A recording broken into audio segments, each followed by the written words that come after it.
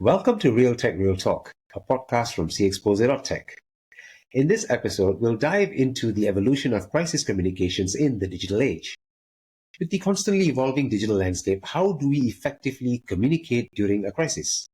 Joining me to discuss this and to share his insights and battle-tested strategies to help us weather a crisis communication storm is a seasoned communications expert, the general manager at West Coast Expressway and deputy chairman of the Public Relations Practitioners Society of Malaysia, Syed Mohammed Idid.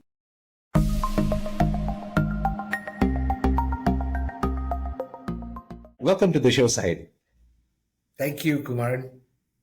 Okay, you have a wealth of experience in communications and expertise as well. So maybe you could share a little bit about your journey in the field and also like some of the most significant challenges you've seen companies face when it comes to crisis communications.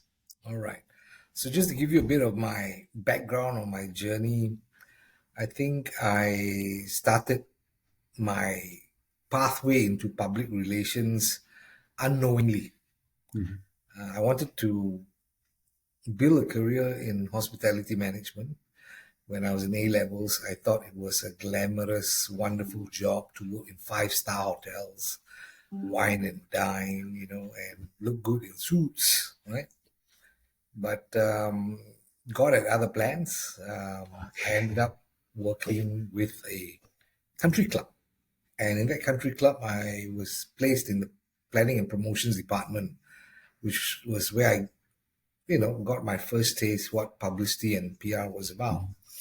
And then I realized that, I needed to gain more knowledge about the field.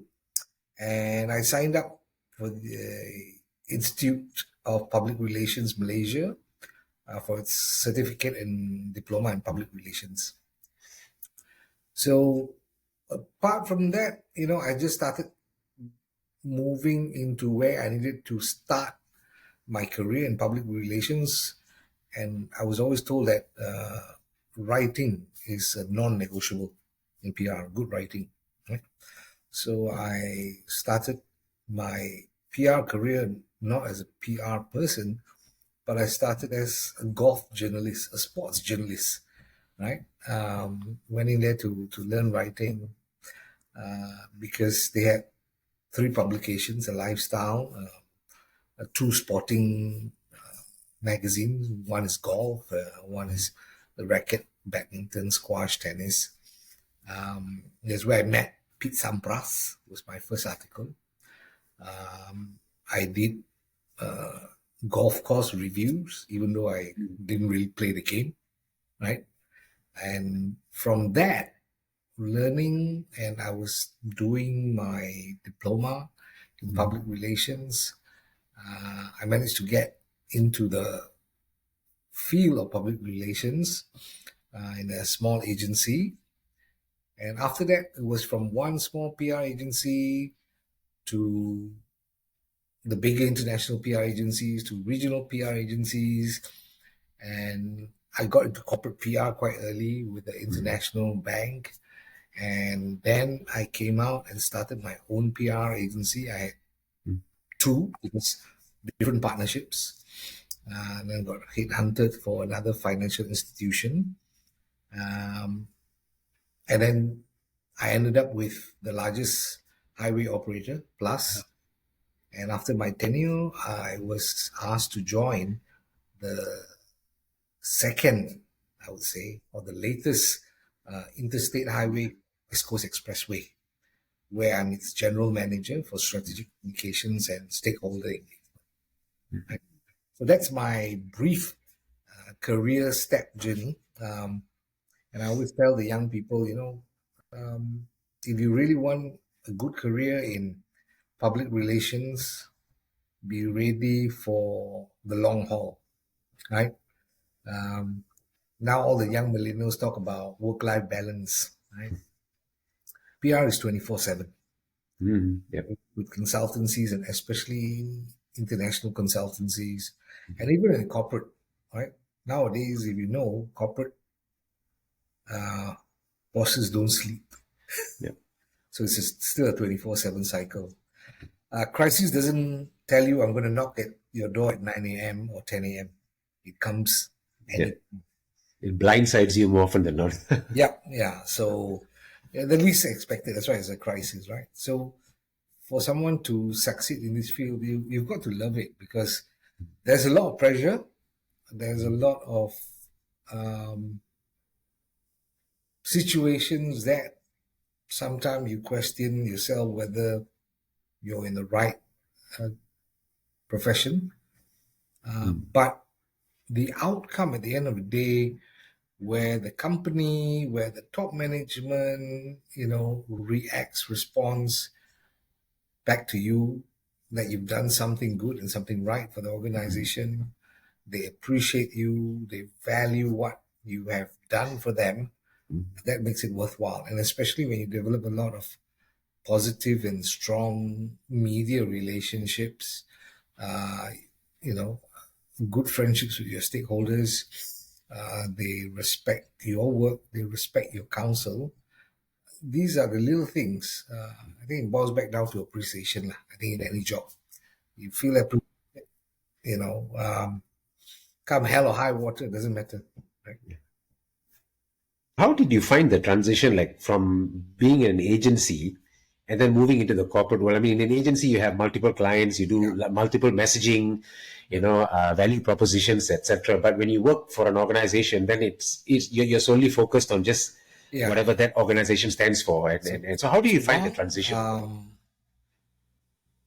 the transition wasn't that difficult because I cut my cloth in consultancy. And because of the multitude of industries that you have to meander and work with, different industry, their leadership has different sort of values. Mm, The style of management slightly differs. So there's a lot of learning and absorption that you get, which actually builds up your arsenal in terms of when you decide to go into corporate. Once you decide to go into corporate, you are able to plug all these little weaponry that you have collected through your experience in consultancy, and you can pick and apply them based on the mm, situation. So the good thing about consultancy PR is you get a plethora of experience. You go wide. You don't go in too deep, but you do mm, go as possible. Versus in a corporate scenario where it's a singular client, I would say, mm. one brand, right? Your company. That's where you go deep, right? Yep. And the plus point about working in corporate is, of course, number one, the perks, number two, the focus, and number three, the the time of that you have in terms of managing your team and your work. And the thing is, it's wild now when it comes to crisis management because it has completely changed these days. Like one tweet can spiral into like a full blown nightmare before like a company can even grab their morning coffee, right? Yes, So, yes. what do you see as the most significant changes in crisis communication due I to think, digital platforms and social media? And yeah. also, how has this shifted from the traditional crisis management playbook? Okay. Obviously, it's the time, the turnaround time, right? Mm, Thanks to the internet, thanks to digital platforms, thanks to a borderless world. mm, Somebody in Czechoslovakia can spike something right down in Pendang Kedah, yeah. right? They can trigger someone somewhere, Mm, and yep. it's anytime, anywhere, right? And no holds barred.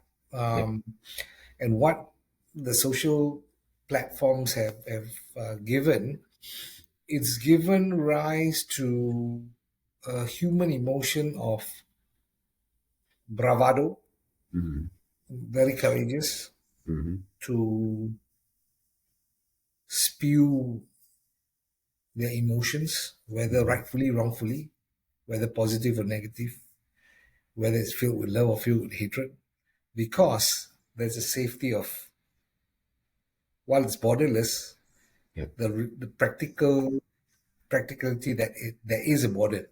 Mm. You can't touch me. I can Yeah. say anything to you, right? Mhm. You can't really get me, right? Yeah. Of course, you can through the legal means, but that's going to cost money and time. And by that time, damage is done. Yeah. I think if you've seen a few examples back in Malaysia, I mean, even within our own backyard, there are quite a number of things that happen, right? Uh, I think a year or so back, a senior C level of the highway organization suddenly came into the spotlight on alleged corruption activity. Mm. The industry knows this person, and as far as we know, this person is a very tough leader. Mm. But when it comes to corruption, it's a big question mark because we don't see that in his DNA, right? Mm. Yeah. And the way it went about and how it came about into the media, unfortunately, damage was done, right? And that's why the I would advise anyone, right? It's better to be extremely cautious when you communicate or put out your messaging. Mm. And it's even more critical now as leaders and managers of people, Mhm. because it's all internal, to treat people correctly, Yep. to treat people well, to treat people respectfully, right? Your treatment sometimes may not be malicious. Mm. You might be putting a hard stand on certain issues, but sometimes the delivery is misread. Mm. And human beings, being human beings, nowadays are very easily triggered. And Yeah. because they have social media Yeah. as a weapon or as a form to, you know, I call it the full Monty lah. They hang it out there, right? So that becomes a double-edged blade, I believe. Yeah. right? It can be positive if you're fighting for truth and justice. It's fantastic, but it also can be manipulated, and disinformation can really tarnish a person's life, right? Correct. And it all can be manipulated, right? Yeah. And the other layer of crisis communications now is that things come in where you least expect it, because the truth of the fact is you never believe it will happen to you in the first place. Yeah. And that's the biggest problem with a lot of corporates. We don't think it will happen. We always say we've got risk management Yeah. processes in place. But risk management process and a crisis mitigation, crisis preparedness, crisis communications management plan is very, very different, right? That's why, the risk management module, you anticipate and expect the worst case scenarios. Understood. The crisis management module is you got to think out of the box what can come into the sideline, right? Where you're on your blinkers and you don't see it hitting you. Yeah. And that's where crisis comes in, right? People that think beyond the box, not outside the box, beyond the box of issues that may arise, Mm. And top management needs to look at this and, you know, say that this is a critical management function and we need to place it on the top tier priority. Mm. Always priorities comes is with finance, is with technology. But even with technology now, with AI, those tech can come back and bite you. And that's where your crisis comes in, right? Understood. So there needs to be an honest view that crisis, while there's a lot of lip service that, yeah, crisis can be detrimental, it can ruin the reputation, it can, erode our existence, but it's not taken that seriously because there's no dedicated, solid budget and effort. And effort here is really, apart from coming out with a crisis framework and a preparedness and communications plan, to commit in the investing in terms of regular simulation. A lot of people think I do my annual crisis simulation, I'm done, right? Crisis can come in all form. Yep. And when it hits you, and it's just like going for your exam. See those who score, keep studying day and night, repeating the syllabus or the topic that they believe is going to come up. And they also think beyond what are the possible topics that are going to come up. Yeah. And then they focus in that. Because the more you study and the more you do your simulation, it becomes dara daging. It becomes part of your psyche. Yeah. Right? Yeah. It becomes second nature. Yeah. You're acclimatized to it. Mm. Do one, and then suddenly another type of crisis hits you. You will react. Yeah. But your response rate may be slower and it may not be hitting the right notes. But if you do it on regular basis, like Chinese school is very good, they do rote learning. And I think crisis managers and CEOs should put this crisis as a rote learning thing. Yeah. All departments, and never pinch it onto the corporate comm or strategic comms department. Crisis is a brand-wide, company-wide responsibility.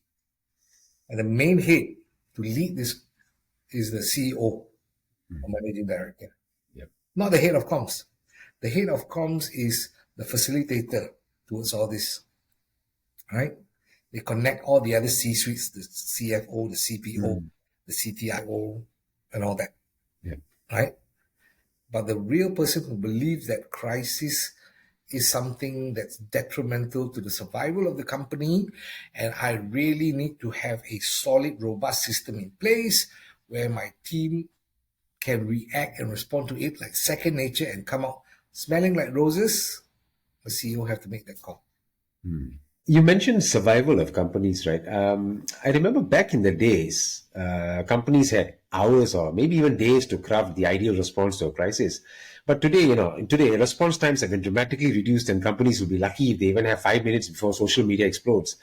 So, how has this need for speed impacted the quality and effectiveness of crisis communications? Okay, the first thing is the audience. They determine the gravity of your crisis with their response and reaction. So while something sparks out on social media, you still have some time. So of course the response time is way lower than the old days because old days nobody see it. Now everybody can see it, right? And especially on traffic incidences, before the highway patrol gets all the full data, some highway user will have his iPhone and then snap the picture and then boom, it bursts into wildfire like that. Viral everywhere. And the mother of assumption is the one that puts the crisis in the most detrimental light, right? However, all that said and done, to manage that still needs a very calm mind. You need a very calm heart. And you need to be very strong to make your stand while your management and CEO may be running around like chickens who've lost their heads, you got to hold fort. You got to be poised. You got to be cool, calm, and collected, right? Even though you don't know what the shit is going on. What's hit the fan? Yeah. So you just need to like chill there, take all the information, gather all the information as quickly as possible, right? So the subjectivity of data also goes back to how well and how embedded the simulation of crisis are, right? And also in terms of, as you were alluding to,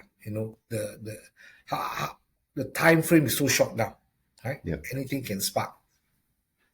There is a process, there is a framework that you can build, right? And of course, the thing about human psyche is curiosity.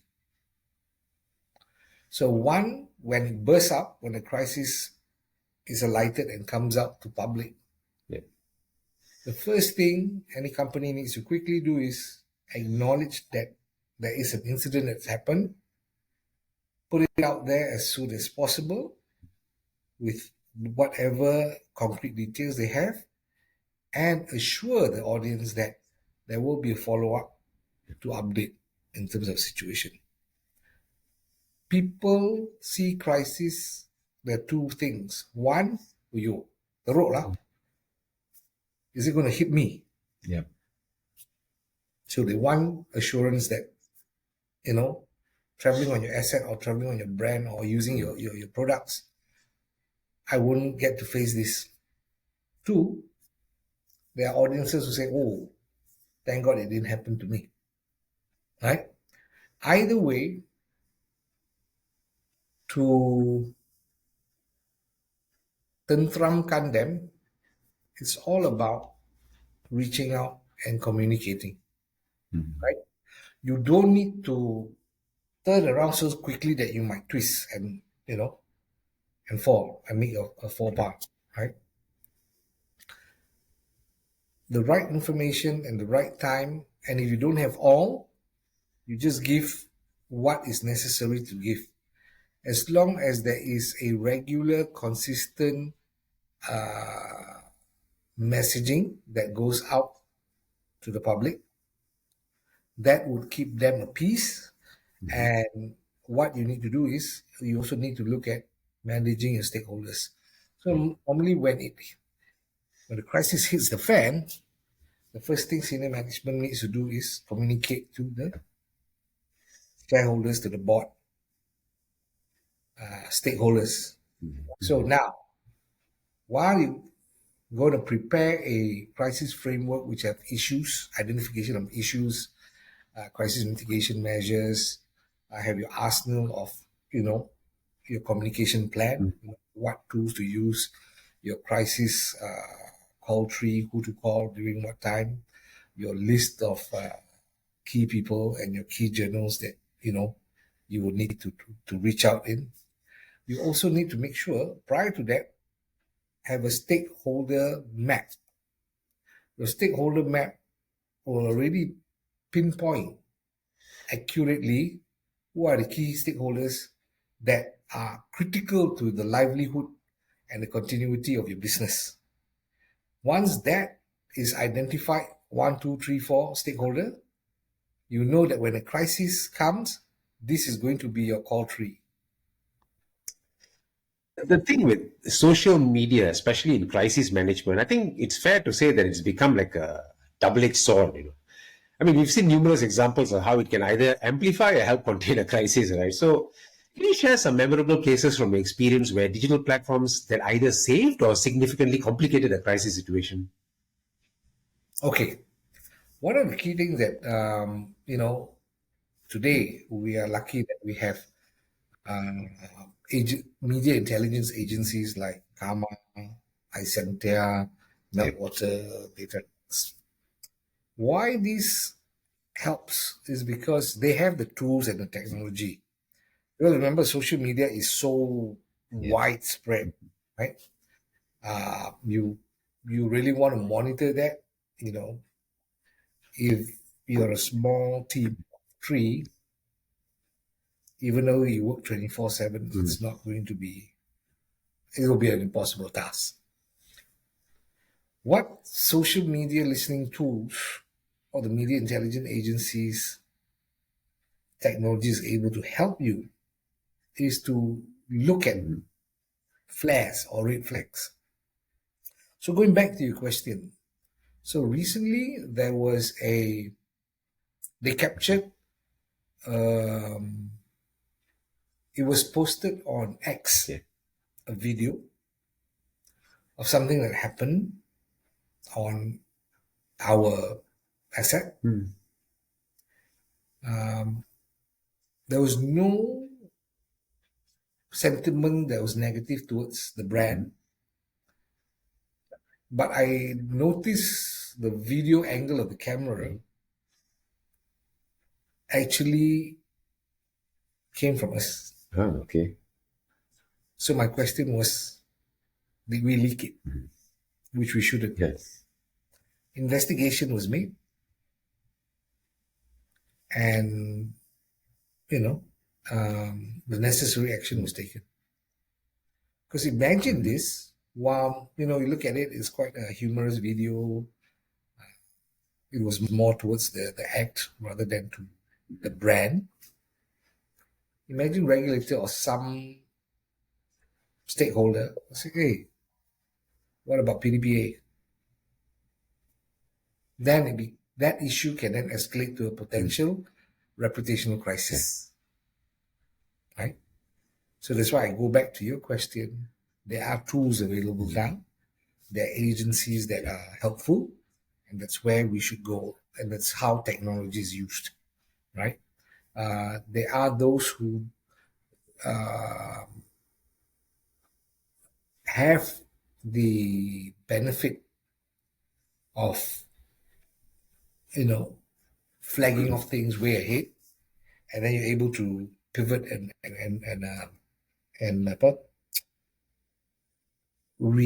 re-angle your strategy. The other one of my other experience was when I was in the other larger highway, the longest highway. There was a rollout of RFID, and I call that case study the RFID rollout blowout. Okay. The minister at the time was upset that netizens went up in arms, saying that this payment solution method was causing discomfort, causing this congestion, wasn't working well. You should give back the old form and all that, right?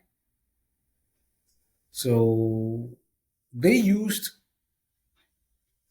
similar media intelligence agencies, which showed the sentiment of a big fat red negative, right? About 60+%.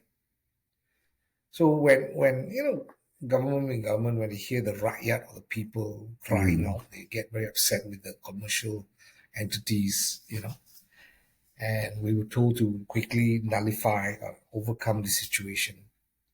So we engaged the same platform, but we added an extra element of knowledge, and that was beyond just capturing and listening at that level. We learn to look at data, look at where the noise comes from, where were the root, its beginning, and then we discovered a lot of things. We discovered that there were bots, there were cyber troopers, and generally it was advertisement, which somehow or rather ignited the amplification of a negative. Once you clean the data from social media, you get a much lower reading of negative sentiment. And those readings were more pragmatic in identifying the pain points that the customer was experiencing. And there were things that we could actually address and that we could rectify and that we can overcome. So after that process, of identification, the crisis plan was also to come up with the program and initiative to educate how best they can use this payment system, blah, blah, blah, blah. After it was measured over a period of 6 months, the netizen sentiment or the public sentiment or even the users themselves went from I don't want RFID, give me back the old smart tag, to hey, I don't mind. Can you just maybe open up more RFID lanes for us? Just positive, right? And of course, that RFID rollout blowout case study, I put it into how we counted it, and to validate the PR initiative, the comms exercise that put ourselves through and turn it around. We won the Malaysian PR Awards. We won the PRAC Asia Pacific Award. We won the PR Asia Award. So it's not about winning awards, but basically we had to put that initiative and that methodology and the measurement into the gauntlet for our peers in the industry to measure whether we did it properly. And the awards were basically a reflection that our exercise and the result that we reaped are valid. Okay? Yep. Okay, I'd like to touch a little bit on manipulated media. I mean, up until recently, our concerns mainly involved around doctored photos or superimposed images. But rapid advancements of AI now allows anyone to create like a hyper-realistic, entirely fabricated video in minutes. And this kind of raises serious concerns about the potential widespread misinformation and disinformation campaigns. So, with the rise of deep fakes and AI-generated content, how are communications professionals, or how do you suggest communication professionals adapt their crisis management strategies to deal with potential misinformation or disinformation campaigns? Okay. So, one of the key things is media information literacy must be a practice that is embedded within all PR practitioners. And the organizations, whether it's a consultancy or whether it's a corporate body, have to realize that media information literacy has to be up the ante, right? And there are also a lot of platforms or avenues for fact checking, right? And the media, like the Star itself, has become a recognized bona fide platform to debunk or to confirm news, whether it's fake news or whether it's truth. There are a lot of, I would say, equipment out there for verification. But what is more important is for the practitioners themselves to be able to be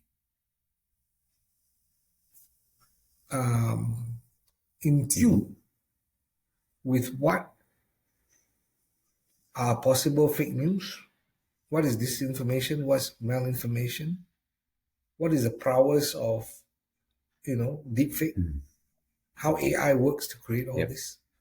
So the knowledge base from practitioners have to really increase, and they have to continue to learn and study on all aspects. But it also comes back to the fundamental of the behavior of practitioners. If you're not sure, don't share. Agree. Yep. Right? If you find it a bit dubious, check. Yep. Right? And it's very, very easy to check. More often than not, because we're so overzealous to be the first. Yeah. Right? We telajak and we release something. Don't get carried away. Yeah. So it's become more challenging. It's not easy, but it is not impossible to really sniff out the fake from the truth. You just need to put in a lot more effort. You just need to be more diligent.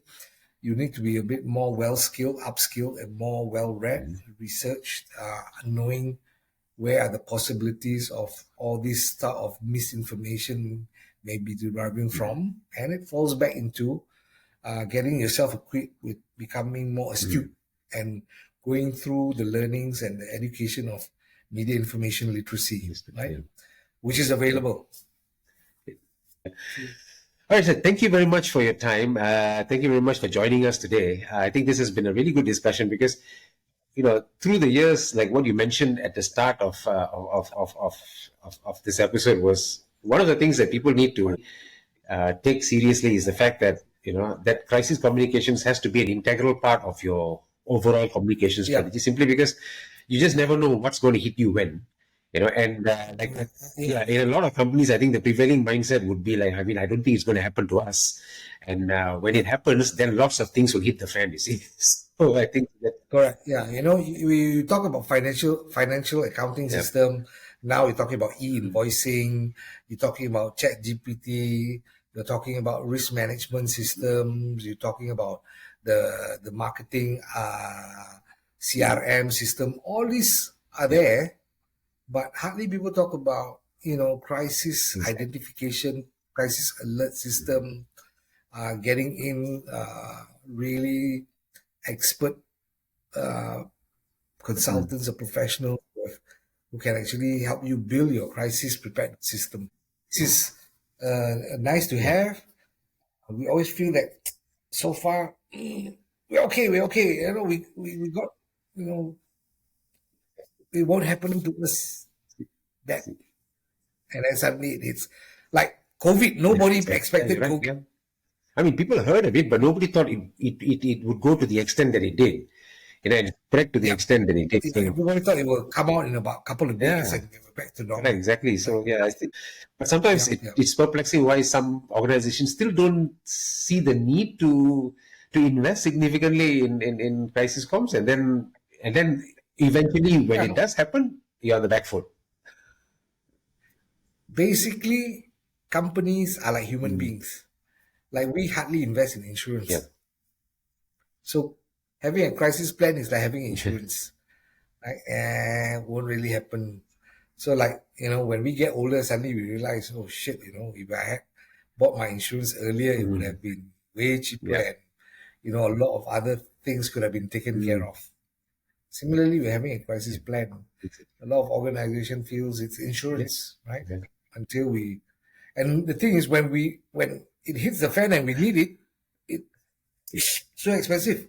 Exactly. Right? Same as insurance. By the time you're old already, or you get a serious illness, and then you get it, you want to buy it. It's super expensive. Yeah, you just have to burn a hole in your pocket at the time. Yeah. All right, sir. Thank you very much again, and I look forward to maybe having you in future episodes, maybe to discuss other aspects of communication. Thank you. Even crisis communication, for example, if there is a crisis, God forbid, we can potentially be discussing that as well. Thank you for watching. Please like and subscribe to Expressway.tech on YouTube and follow us on LinkedIn and Instagram. I'll see you again in our next episode with more tech and more talk.